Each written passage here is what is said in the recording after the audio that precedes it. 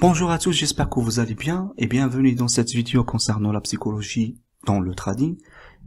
Juste avant de commencer, je tiens à vous informer que vous pouvez trouver d'autres de mes vidéos sur notre canal Telegram, la Ichizen Family, dans lequel d'ailleurs je présente une configuration simple pour réussir le test FTMO en utilisant l'Ishimoku. Et ces vidéos vont vous permettre en fait de réduire votre risque de perdre le test de marché de fonds CFD, par exemple FTMO, et de ne pas trader aussi d'une façon impulsive. Faut savoir une chose les gars. Donc vous devez savoir que votre apprentissage d'Ishimoku, il doit vous mener à l'action et non seulement à la connaissance. C'est bien d'apprendre les théories d'Ishimoku Sanjin, les trois théories et leur application, mais l'essentiel, ou bien ce qui est assez crucial, c'est en fait de gagner de l'argent en trading en utilisant ou bien en appliquant ces trois théories. Donc, n'hésitez pas à aller consulter ces vidéos, à venir s'abonner à notre canal Telegram et de nous faire, ou bien de me faire parvenir de vos commentaires si besoin. Vous êtes les bienvenus. Donc aujourd'hui, ce que nous allons voir, la psychologie dans le trading, je vais les combiner avec certains éléments. Donc le sommaire, je vais vous présenter quelques théories qui vont vous permettre d'améliorer votre capacité à prendre des décisions dans une situation incertaine, d'où le marché boursier qui est aléatoire. Et souvenez-vous juste d'une chose les gars, la psychologie est le pilier le plus important pour réussir en trading. Ce n'est pas l'analyse technique qui représente à peine 20%.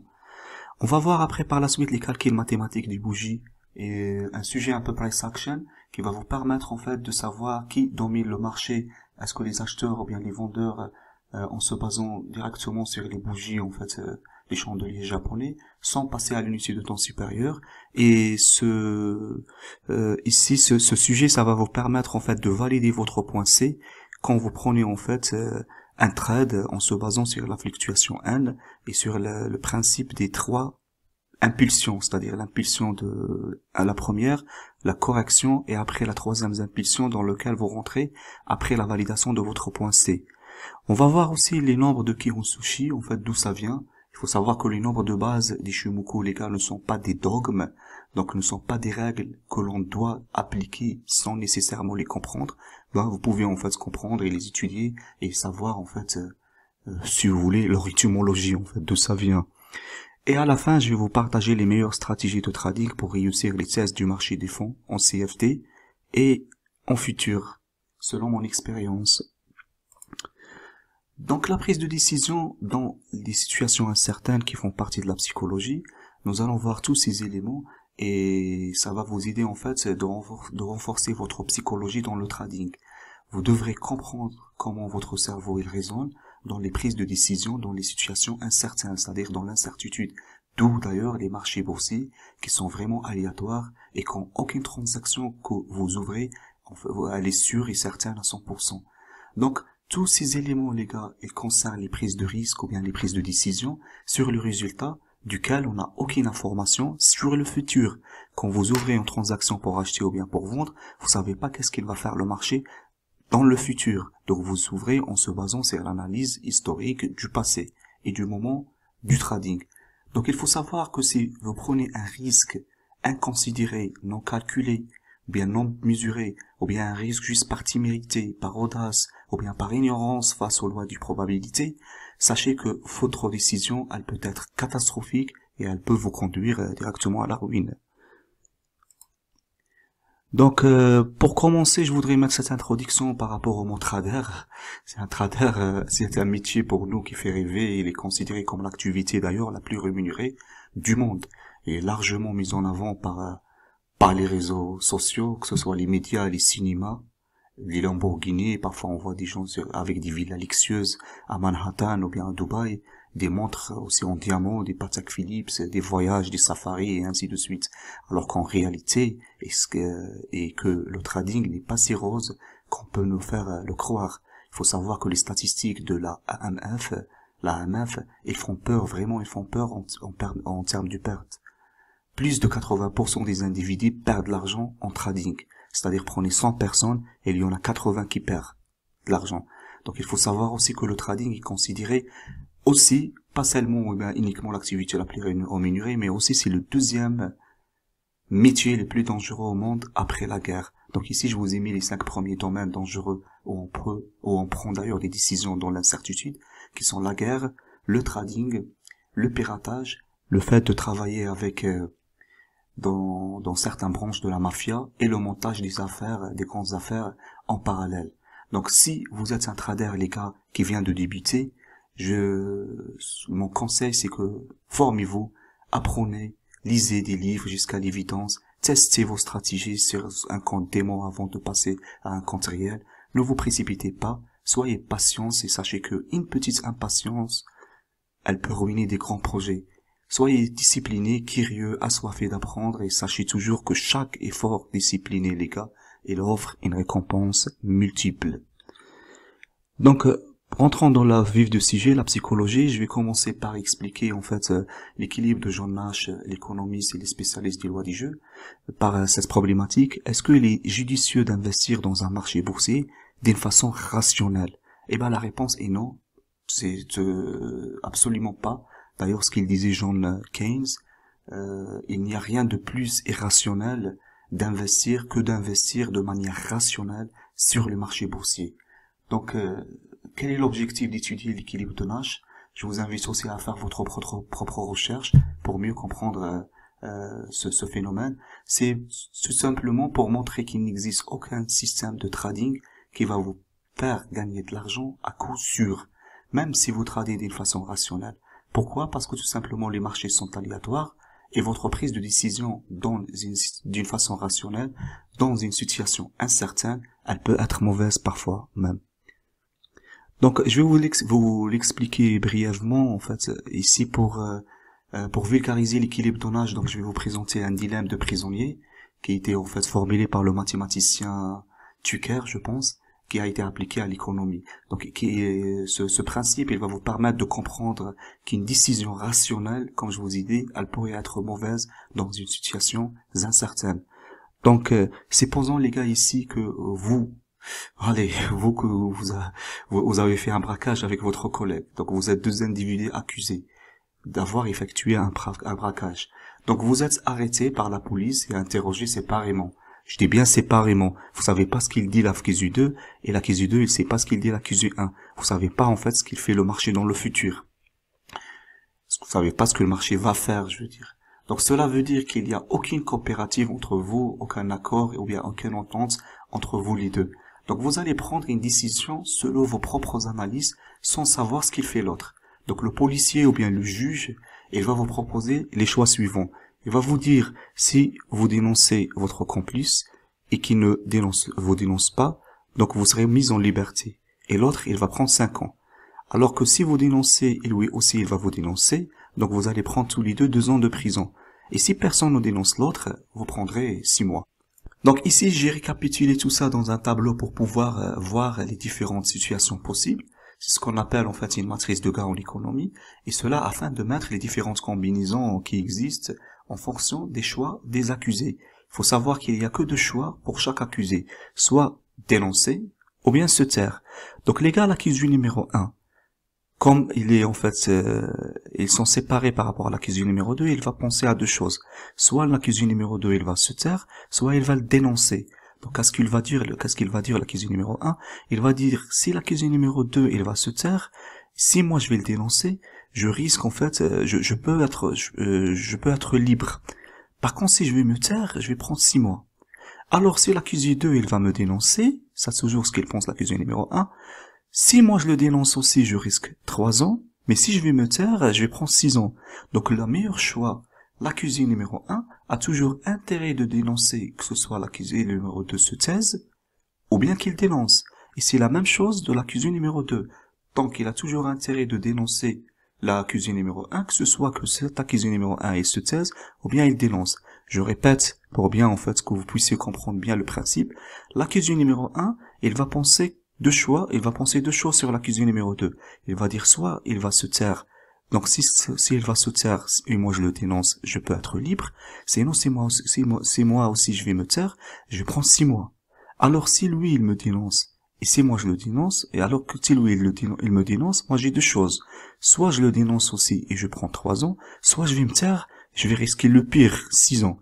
Donc, j'ai toujours intérêt de le dénoncer, que ce soit il va se taire, ou bien il va me dénoncer. La même chose pour l'accusé numéro 2. Donc, on trouve en fait le meilleur choix rationnel, c'est pour l'accusé numéro 1 et l'accusé numéro 2 pour qu'ils puissent sauver leur peau, ça sera en fait le choix de dénoncer. Chacun, il dénonce l'autre. Donc, ce qui veut dire que chacun des accusés, il va faire un raisonnement rationnel qui va aboutir toujours à la même conclusion. Ils vont se dénoncer mutuellement. Dénoncer par contre l'autre, que ce soit cela veut dire que ben les deux vont prendre 3 ans de prison en étant rationnel. Alors que le meilleur choix, si vous voyez ici, c'est le 6 mois et 18 mois. Donc le meilleur choix, ce qu'on appelle l'optimum collectif de Pareto, c'est de se taire, de ne rien dire. Mais le problème vient d'où, en fait? Le problème, il vient du fait qu'ils sont pris une décision dans l'incertitude. Donc ils n'ont pas de stratégie en amont. C'est une coopération ou bien une loi, ce qu'on appelle de silence dans le braquage. C'est-à-dire tu dis rien et moi je dis rien. Ils n'avaient pas ça, donc ils ont pris une décision dans l'incertitude en se basant sur en fait un raisonnement rationnel et c'était pas en fait le bon choix. Donc quel lien cela on peut lier avec le marché boursier? Bah vous changez juste entre les QG1 et les QG2, acheteur, vendeur, prix bas, prix haut, prix bas, prix haut, et vous commencez à faire votre matrice de gain et vous allez vous rendre compte que une réflexion rationnelle n'est pas vraiment un bon choix. Donc ce qu'on peut conclure, c'est que le marché sont aléatoires et ils peuvent tout faire. D'où les gars, l'obligation de définir, de calculer, de mettre votre stop loss, pour renforcer la vulnérabilité de votre décision rationnelle. Je dis par exemple n'importe quoi, j'analyse d'une façon symétrique, A plus B égale à C, si j'aurais en fait telle et telle configuration, je vais avoir que A plus B va être égal à C plus D, mais cela, ce n'est pas vrai, ce n'est pas exact à 100%. Quelle que soit l'analyse ou bien l'indicateur ou bien le système de trading que vous l'utilisez pour prévoir l'évolution future du marché, elle n'est pas exacte, elle n'est pas délivrée avec une certitude ni avec exactitude. Le marché, il est aléatoire, il peut tout faire. D'où l'importance de placer votre stop loss pour traiter cette vulnérabilité de votre décision, même si elle est basée sur une étude rationnelle. Donc il faut savoir que le marché n'est pas une approche scientifique ou technique qui va obéir aux lois de la symétrie. C'est une immense foule, de toute façon, le marché, de gens qui vont agir selon les lois imparfaites de la psychologie collective. Donc les approches, ce qu'on appelle technico-scientifiques, qui sont basées sur des systèmes de trading, basés sur des approches technico-scientifiques, ils peuvent apporter leur contribution. C'est bien et c'est très important. D'ailleurs, c'est ce qu'on fait. Mais les décisions de trading, ils doivent toujours prendre en compte la dimension psychologique et que le marché est aléatoire, ils peuvent tout faire. On peut avoir en fait le problème de Nash, d'où on place le stop loss. Donc un trader discipliné, je répète, qui définit toujours son stop loss avant de prendre une position, puisque le marché, comme je vous ai dit, est aléatoire et il peut tout faire. Je tiens juste à vous informer, pour rigoler, que trader en fait sans placer votre stop loss, c'est comme si vous êtes en train de chercher à rattraper un tigre par sa queue. Je dis pas que c'est impossible, hein, mais vous pouvez le faire. Mais je pense que si le tigre, il se retourne contre vous, bien vers vous, je vous laisse imaginer les conséquences. Donc le tigre ici, c'est le marché. La deuxième théorie par rapport à dans la psychologie, en fait, dans le trading, ce que vous devez savoir, c'est la théorie de perspective développée par Daniel Kahneman, prix Nobel de l'économie quantitative. Donc sur notre page Telegram, j'avais fait en fait un sondage. Donc j'ai proposé en fait que deux choix. Donc imaginez les gars que je vous donne une machine qui va vous faire gagner 3000 € avec certitude, ou bien je vous propose une deuxième machine en face qui va vous faire gagner 4000 € avec une probabilité de gain de 80%. C'est-à-dire vous avez 20% de probabilité que peut-être vous gagnez rien. Donc qu'est-ce que vous allez choisir? Il faut savoir que ce sondage que j'ai fait, 75% ils ont choisi la première machine. Qu'est-ce que cela veut dire? Cela veut dire que lorsque les probabilités sont élevées, on va souvent préférer un gain incertain à assurer le gain, à un gain aléatoire, sans se référer à l'espérance de gain. Parce que si on calcule l'espérance mathématique de gain, c'est la deuxième possibilité qui nous donne beaucoup d'argent. On va trouver 3200 euros, on peut gagner 3200 euros avec 80% de taux de réussite par rapport à 3000 euros. Mais nous, on a préféré rassurer le gain, donc que prendre en fait un gain aléatoire. Alors qu'en trading, le marché il est incertain. Et le marché et la meilleure transaction est celle qui possède une espérance mathématique de gain la plus élevée. Donc cependant, quand il s'agit de la perte, imaginez vous avez tous choisi ici 1, mais si imaginez maintenant l'inverse les gars, je vous présente une machine qui va vous perdre 3000 euros d'argent avec certitude, et en face une autre machine dans laquelle le risque est de 4000 euros de perdre avec une probabilité de perte que 80%. C'est-à-dire vous avez 20% de probabilité que vous allez rien perdre. Quel choix vous allez faire? La majorité des gens aussi, ils vont faire en fait le deuxième choix. Donc je risque l'argent et il y a une possibilité que je risque rien et que je perds pas en fait sûrement 3000 dollars. Donc quand il s'agit de la perte, les gens ils préfèrent une perte aléatoire qu'une perte certaine. Donc si le marché va contre votre analyse, vous rentrez, vous ouvrez votre transaction suite à une analyse, mais le marché il prend le sens inverse, la majorité des gens ils vont rester immobiles. Au lieu de faire en fait le nécessaire, placer ce stop loss ou bien sortir, au contraire, ils vont peut-être même bouger le stop loss sous prétexte ou bien sous l'espoir que le marché il va se retourner, il va reprendre leur analyse, la direction de leur analyse. Cela ce qui explique d'ailleurs que 80% des individus ils perdent l'argent en trading.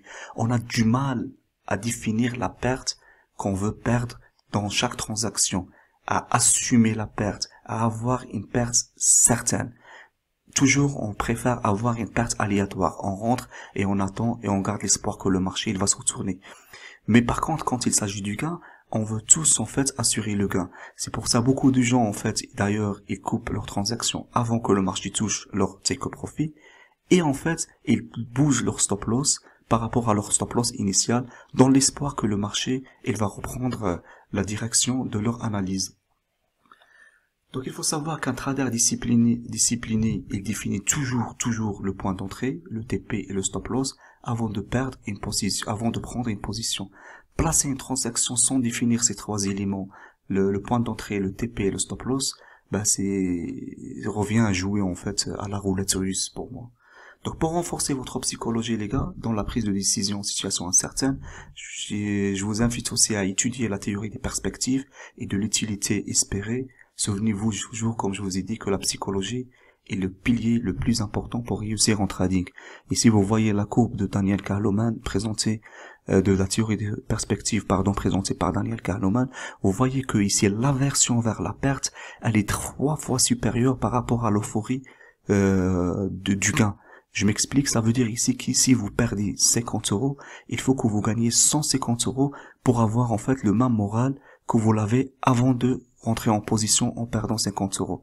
Vous voyez en fait, si vous gagnez 150 euros et après vous tradez et vous perdez 100 euros, vous avez plus l'aversion vers la perte par rapport au gain que vous avez fait, même que le gain de 100 euros il est supérieur à moins 50 euros. Il est multiplié fois 3, c'est ça la nature humaine, il ne préfère pas en fait perdre, assurer la perte, définir la perte, il préfère laisser la perte aléatoire, mais quand il s'agit des gains, c'est tout à fait l'inverse. Donc voilà grosso modo pour aujourd'hui, j'expliquerai en fait dans cette semaine la suite de la psychologie du trading. Je voudrais juste en fait vous montrer une chose tout à l'heure quand je vais vous y montrer ça m'a fait penser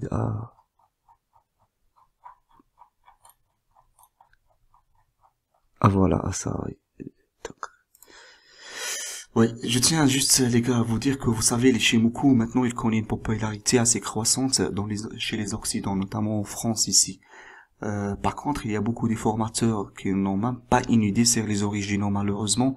Ce qu'ils présentent, ces soi-disant experts de l'Ishimoku, ce sont des constatations qui sont liées à leur propre étude, qui sont liées à leur propre expérience personnelle et qu'en aucun cas qu'ils ont en aucun cas une relation avec les études présentées par Monsieur Hosoda. les originaux. Donc, soi-disant, il y a un monsieur d'ailleurs qui dit aussi, si en fait on trace les supports et les résistances, si on a en fait, en pratique en fait les chandeliers japonais, si on a une bougie qui squeeze et ce support n'est pas cassé, on peut rentrer en achat en mettant le stop loss ici et le take profit à 50% de la Kijun. C'est bien qu'en pattern, vous pouvez le tester, je ne sais pas si ça marche ou pas. Moi, c'est la seule chose que je sache, c'est que ce pattern, ce n'est pas l'Ishimoku. C'est un pattern de price action et qui marche à 50%. Mais je vous invite à le pratiquer vous-même pour savoir. Et vous avez même pas besoin d'Ishimoku pour le tester. Ça, c'est purement le price action parce qu'il y a deux hypothèses populaires en price action.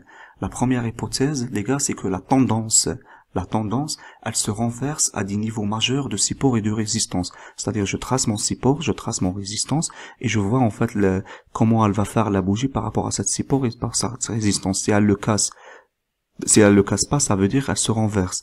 La deuxième hypothèse populaire du price action, c'est que le mouvement de l'actif, il prend l'élan, tout simplement, lorsqu'un niveau majeur, il est cassé, ce qu'on appelle un breakout. Donc, ici, si elle le casse, le support, donc ça veut dire qu'on va à la baisse. C'est ça le price action, donc j'en vois pas, en fait, l'utilisation de l'Ishimoku. Si ici, il n'est pas cassé selon la price action, même si ce pattern, il est purement agressif, je trace ici mon stop loss, et je vais faire mes 50% de Fibonacci. J'ai pas besoin de la Kijun, en fait. Là, et je place ici mon Fibonacci, et je rentre, et après, je place mon stop loss ici. Mais ce n'est pas l'Ishimoku. L'Ishimoku, ce qu'il dit Maître Osoda, c'est il ne faut en aucun cas trader lorsque les prix ils sont au-dessous de acheter lorsque les prix ils sont au-dessous des Hana Line, c'est-à-dire de la Tenkan Kijun 5 span 1 et 2. Et il ne faut en aucun cas vendre lorsque les prix ils sont au-dessus du Hana Line Tenkan Kijun 5 span 1 et 5 span B. Ici, vous avez deux choix, les gars. Soit vous vendez, soit vous restez sur la touche. Un des deux. Il n'y a pas un troisième. Si vous voulez acheter, si vous êtes d'ici chez Mooker, vous devez attendre, en fait, l'impulsion, que, en fait, c'est l'impulsion, la première impulsion, une correction, et trader la troisième vague. Vous devez entendre les patterns qui vous confirment que ça, c'est un creux. Et parmi ces patterns, il y en a plusieurs. Soit la Sanyaku, et ainsi de suite, et ainsi de suite, et ainsi de suite. Par rapport aux trois théories d'Ishimoku Sanjin. Mais vous pouvez pas rentrer tout de suite par rapport à ça. Ça, c'est une entrée agressive, purement price action. Ce n'est pas l'Ishimoku. L'Ishimoku, il vous intéresse. Voilà. Donc, les gars, si j'arrive à modifier l'Ishimoku, qu'est-ce que je vais dire? Ou bien, je vais peut-être présenter l'Ishimoku comme un système de censure qui va vous indiquer ce qui est interdit et strictement interdit de faire, au lieu comme un système de validation des patterns qui va me donner en fait le feu vert pour ouvrir une transaction. Parce que si je commence à utiliser l'Ishimoku comme un système de censure, je vais en fait chercher les patterns qui vont m'interdire d'ouvrir une position, de rentrer.